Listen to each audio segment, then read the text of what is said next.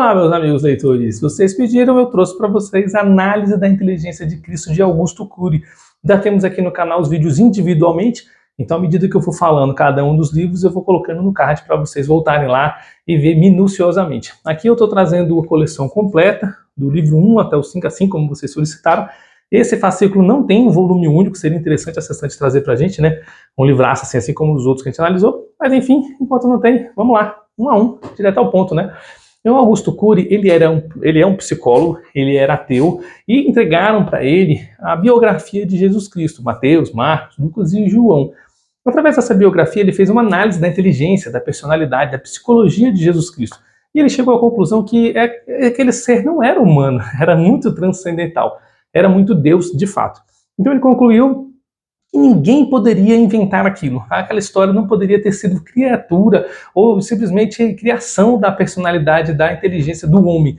Porque Jesus Cristo, nas situações de conflito, ele simplesmente agia de forma totalmente diferente, totalmente fora do senso comum. Então ele trouxe aqui para a gente, dentro desses livros, cada uma das análises que ele fez dos 4 volumes. No livro 1, ele vai analisar que Jesus Cristo ele era um criador de líderes, então ele vai denominar o mestre dos mestres. Ele vai analisar aqui como que Jesus influenciava a vida das pessoas de modo que eles se tornavam outros líderes. Ele vai citar vários exemplos ali. Pedro era pescador de peixe, enfim, de frutos do mar, e no final da vida ele era líder, ele liderava as pessoas, ele criava outros líderes. Então o mestre, ele se torna um mestre quando ele consegue que um discípulo dele se torne um criador de mestres também. Interessante esse ponto de vista, né? Então aqui ele vai trazer exemplos do projeto de Cristo. Ele afirma aqui que Jesus ele tinha uma escola da vida, diferente do que nós temos hoje na universidade. Você faz um curso de direito, advocacia, medicina, psicologia, qualquer um, teologia, história, matemática, e você vai aprender assuntos temáticos, assuntos de conteúdo ali que vai servir para a sua vida. Mas para você viver nesse mundo ele não ensina. Não existe nenhum curso que vai dizer como superar as adversidades, os desafios, as depressões, as frustrações e as decepções da vida. Essa é a coisa mais difícil, né? Lidar com frustração e decepção é algo que não é todo mundo que está apto para isso. Na verdade, não sei nem se existe alguém apto para superar isso. Porque cada superação de frustração e decepção, nós nos tornamos mais fortes. É exatamente isso que ele vai falar aqui, que Jesus Cristo ensinou os discípulos dele a superarem essas coisas da vida, de modo que, por exemplo, Paulo ali apedrejava as pessoas e no final da vida dele ele era apedrejado e não sentia mais nada. Sentia assim, dor, claro, mas ele simplesmente pedia perdão pelos atos dele a partir do momento que o cara estava batendo nele. Interessante, né? Ele aprendeu a dar outra face. Eu achei interessante como que Jesus ele mudou o mundo e mudou a realidade ao redor dele, por isso que a gente usa a história como antes e depois de Cristo. Ele vai dizer, inclusive, aqui, se Jesus existisse nos dias de hoje, como que seria o ponto de vista de Jesus Cristo no ponto psicológico, na medicina, na política, e esse livro vai trazer exatamente esse tipo de análise. E aí eu vou deixar para vocês essa parte mais minuciosa no vídeo que eu coloquei completo. Esse aqui é um vídeo resumão para você entender do que se trata essa obra. Se você quiser saber em detalhes, está no vídeo lá, porque assim você vai poder acompanhar todo o nosso trabalho no canal. No livro 2, denominado O Mestre da Sensibilidade, Jesus ele vai trazer a parte emotiva do trabalho dele com os discípulos. Então, como que ele impactou essa parte emocional das pessoas? Como ele mudava a personalidade das pessoas? Como ele trazia uma metanoia, que é a mudança de pensamento da percepção da realidade? O livro, por exemplo, do mês é A Biblioteca da Meia-Noite. Nós vamos ver ali uma pessoa com depressão, uma pessoa com ansiedade, uma pessoa desistindo da própria vida e depois de tudo que ela passa, aquelas novas experiências, como é que ela volta com vigor, com força, com vontade de vida, sendo que nada mudou na vida dela. Tudo que mudou foi a percepção de realidade. E é isso que Jesus mostra nesse livro. Como que ele muda a percepção de realidade da vida das pessoas.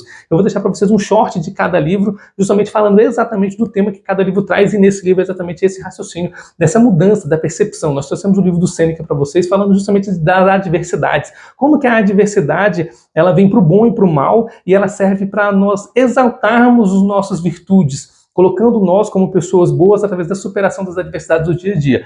Aqui, Augusto Cury vai citar aquelas pessoas hipersensíveis, de modo que qualquer coisinha deixa elas magoadas, tristinhas, chateadas, e isso pode ser você, pode ser eu, em determinada situação na sua vida. Ninguém é perfeito e ninguém é totalmente errado, mas às vezes tem situações ali que você é mais sensível, e você fica mais chateado com aquele assunto. E ele está falando justamente sobre a nossa realidade. A realidade que a gente vive hoje de mídia social e de recompensa rápida e tudo que a gente quer torna a gente muito sensível. E ele vai trazer como superar isso, como lidar com essas adversidades no dia a dia. Um livro bem interessante.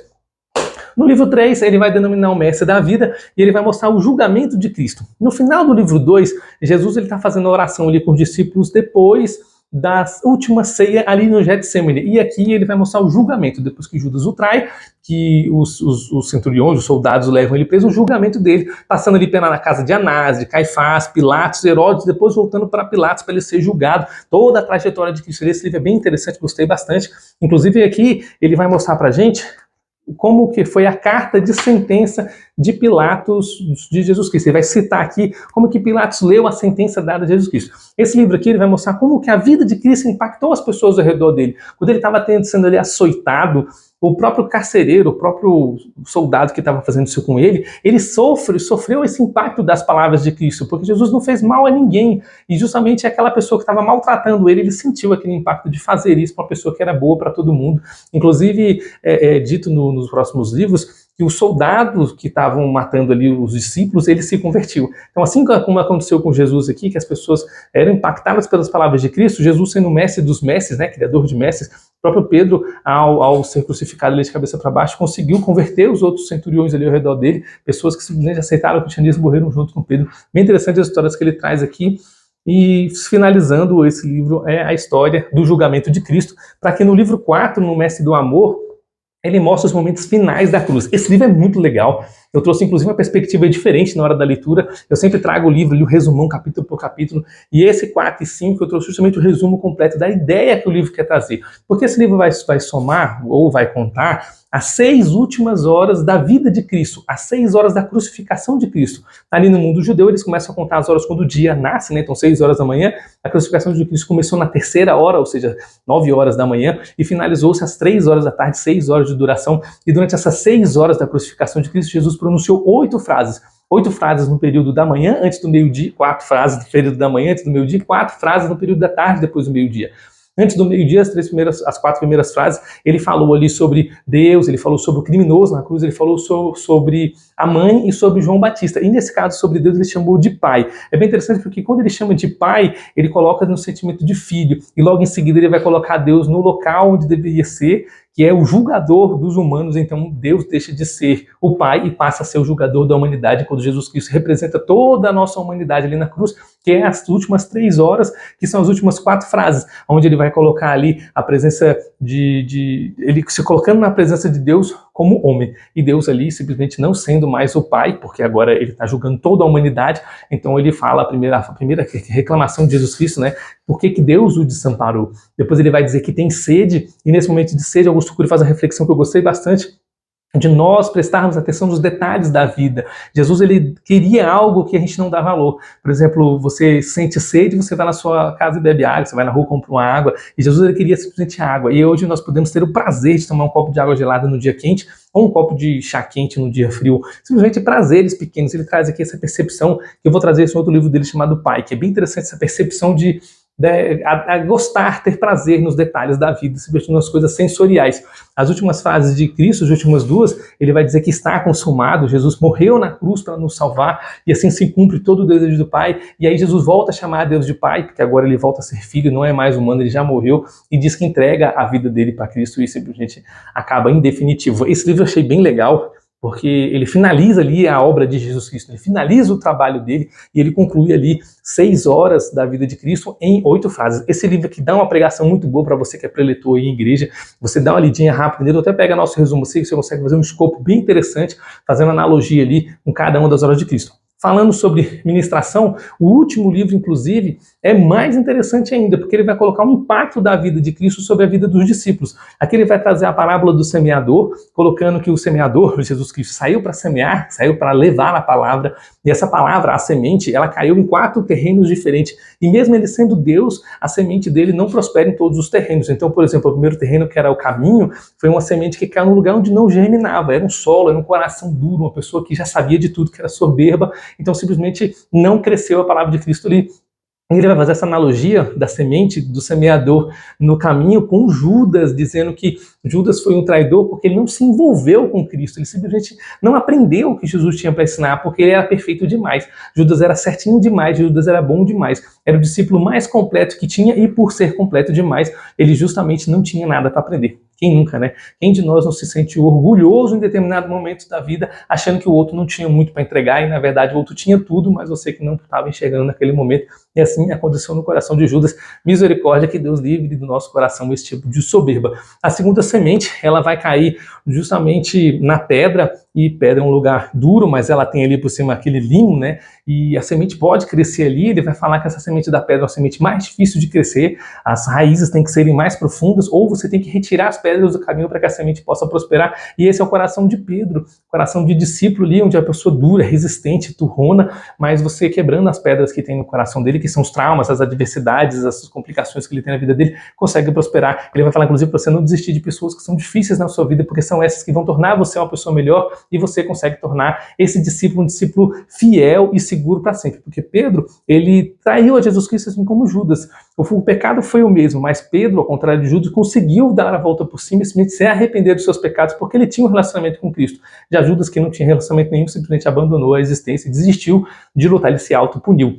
Então aqui a analogia com a segunda semente que cai na pedra é com Pedro, já a terceira semente que cai nos espinhos é com Paulo, porque Paulo era o pior de todos os discípulos, o discípulo que massacrava os cristãos, era um discípulo mais agitado, o discípulo mais imperativo, e simplesmente foi o discípulo que fez o maior trabalho por Cristo. Ele se sentiu ali incompleto e que simplesmente não poderia fazer aquilo por Cristo, porque ele simplesmente foi o assassino de vários cristãos. Ele se sentiu em dívida, em débito com Deus durante toda a sua existência, mas é a semente que cai no espinho, para você ver, né?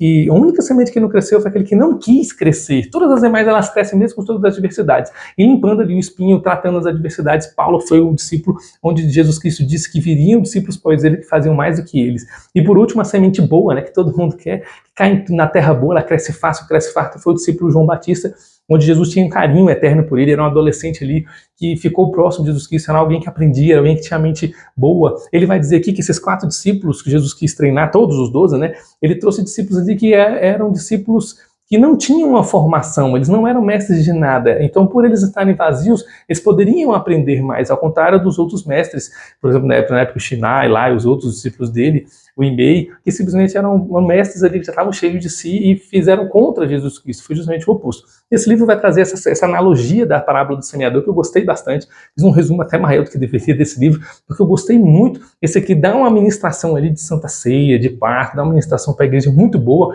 você colocar ali cada uma dessas sementes, cada uma dessas sementes em cada um dos terrenos, em cada uma dessas pessoas, e fazendo a concatenação dessas pessoas com a nossa vida. Nós somos traidores de Cristo quando nós recebemos uma benevolência e nós não damos graça para Ele, ou simplesmente quando atingimos o objetivo e desistimos de Cristo. Nós somos negadores de Cristo como Pedro, quando simplesmente na hora que precisamos dizer que somos cristãos e precisamos dele, a gente nega Jesus Cristo em muitas situações da nossa vida, e nós nos vemos nesse ponto. Nós somos espinhosos como Paulo, às vezes como cristãos a gente quer ser igual ele, arrogante ou duro, com palavras grossas, ou simplesmente assassinos de cristão como Paulo foi, e nós somos também muitos discípulos bons, onde simplesmente somos amados por Cristo e aprendemos com ele. Então esses 4 discípulos aqui que Augusto Cury vai citar, nós nos encontramos nesses 4 momentos. Basta a gente refletir sobre a nossa existência e entender qual é a situação onde nós somos uns e outros. Trouxe para vocês então o resumo completo da análise da inteligência de Cristo de Augusto Cury. São 5 livros muito bons, recomendo a todos os cristãos ler. Nós temos aí no canal o resumo de cada um deles, bem completinho, bem divididinho, onde é uma análise bem completa para você poder aumentar o teu repertório como cristão, encontrar-se para que você possa ser uma pessoa melhor para as pessoas ao seu redor. Um resumo aqui de tudo aqui da vida de Jesus Cristo é o amor ao próximo, é entender que você não é melhor do que ninguém e que você pode aprender com a existência do outro, independente do que o outro seja. E eu vou deixar essa frase, inclusive, no short do Augusto Cury, mostrando o valor que a outra pessoa tem. Você se acha superior pelos seus diplomas, pela sua conta bancária ou pelo seu status social, mas nada disso vai levar você para o paraíso. O que vai levar é tratar e amar o outro como a ti mesmo, é aceitar Jesus como Senhor e Salvador. São as duas leis básicas que Jesus deixou, né? E esse livro vai resumir justamente a vida de Cristo e explicar para a gente um pouco mais do nosso Senhor e Salvador. Agradeço aí pelo tempo de vocês e vamos para a próxima coleção, né? O que você quer que eu leia? Traz aqui, eu vou ler, resumir e explicar para você direitinho para que você seja uma pessoa cada vez melhor. Muito obrigado e até mais.